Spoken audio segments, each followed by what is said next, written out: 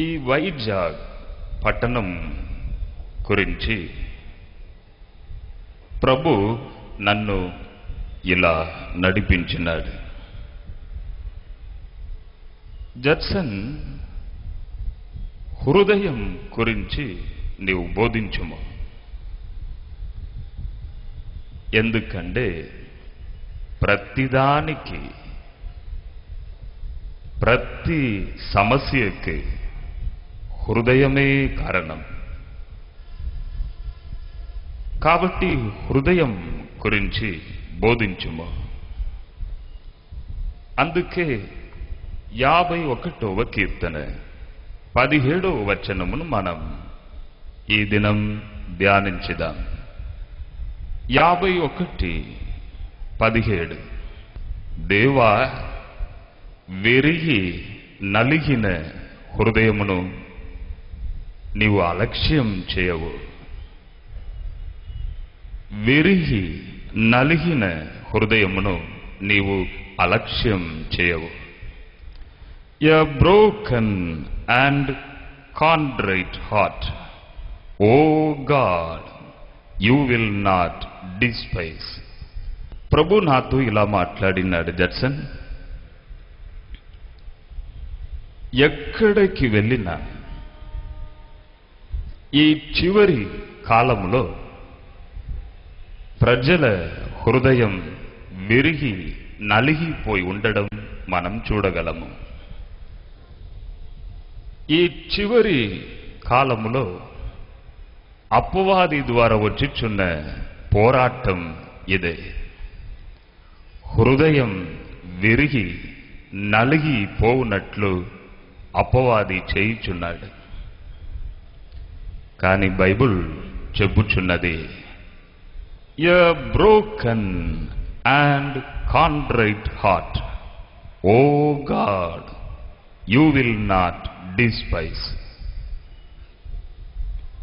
విరిగిన నలిగిన హృదయమును నీవు అలక్ష్యం చేయవు.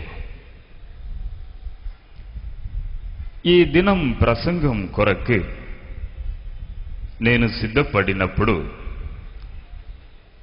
ఇద్దరు వ్యక్తులను దేవుని శక్తి ద్వారా నేను చూడగలిగినాను. మొదటి వ్యక్తి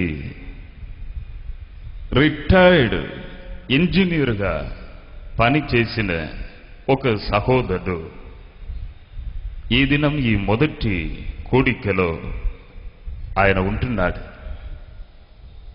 మీకు ఏమీ తక్కువ లేదు, కానీ మీ హృదయం అయితే విరిగి నలిగిపోయి ఉన్నది. ఈ దినం మీరు మైదానంలో ఎక్కడ కూర్చొని ఉన్నా పరిశుద్ధాత్మ దేవుడు మిమ్మల్ని తాకుచున్నాడు. ఇప్పుడే కొన్ని ఆలయములు కట్టుటకు కూడా మీరు సహాయం చేసినారు. దేవుని శక్తిని మీరు అనుభవిస్తున్నారు ఈ సమయంలో. అలాగే ఒక సహోదరిను దేవుని శక్తి ద్వారా నేను చూడగలిగినాను. చూడండి, ఆమె తల వెంట్రుకలు చిన్నగా కట్ చేయబడి ఉండడం నేను చూసినాను. ఒక బ్లూ కలర్ అంగి వలె ఆమె వేసుకున్నది. ఆ బ్లూ కలర్ అంగిలో తెల్ల డిజైన్స్, చిన్న చిన్న డిజైన్స్ వేయబడి ఉన్నది. ప్రభు అంటున్నాడు, ఆమెకు కూడా ఏమీ తక్కువ లేదు, కానీ ఆమె హృదయం విరిగి నలిగిపోయి ఉన్నది.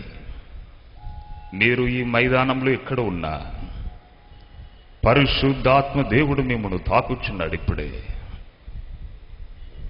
మీరెక్కడ కూర్చొని ఉన్నా తల నుండి అరికాల్ వరకు దేవుని శక్తి మీ శరీరంలో దిగిరావడం మీరు గ్రహిస్తున్నారు. మంచి స్థితిలో ఉన్నవారు కూడా హృదయం విరిగి నలిగిపోయి ఉంటున్నారు. ఈ దినం కష్టములో ఇరుకు ఇబ్బందులు ఉన్నవారు మాత్రం కాదు, మంచి స్థితిలో ఉన్నవారు కూడా. కానీ విరిగిన నలిగిన హృదయమును ఎప్పుడునూ దేవుడు అలక్ష్యం చేయనే చేయడు. నా స్నేహితుడు ఒక విషయమును నాతో చెప్పినాడు. జడ్సన్, కొన్ని వేల డాక్టర్స్ ఉన్నారు, కానీ గుర్తింపు గలవారు కొందరే.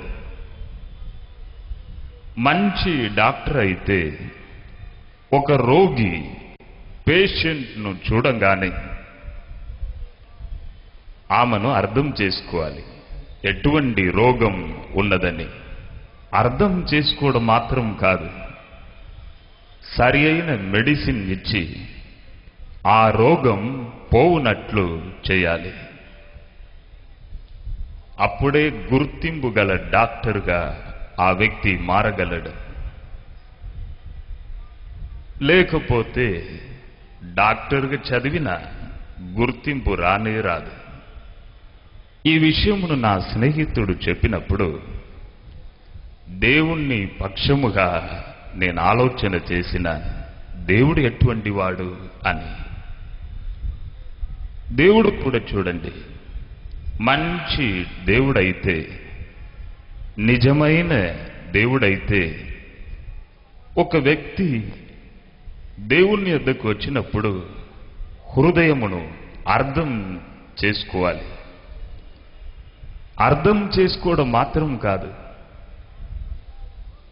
ఆ హృదయమును సంతోష హృదయముగా మార్చుటకు శక్తి కలిగి ఉండాలి.